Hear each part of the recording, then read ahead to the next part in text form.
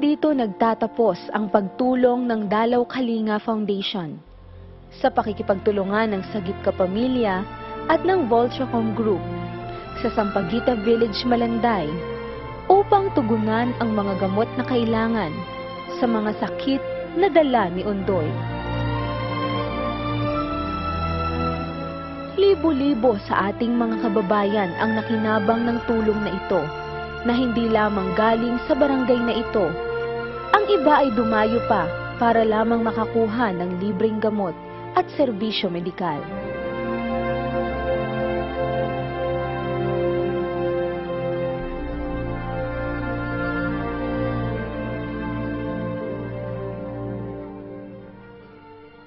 Dahil naantala din ang supply ng tubig sa mga apektadong lugar sa Marikina, naghatid din ng patubig ang SF Fire Brigade and Rescue Team.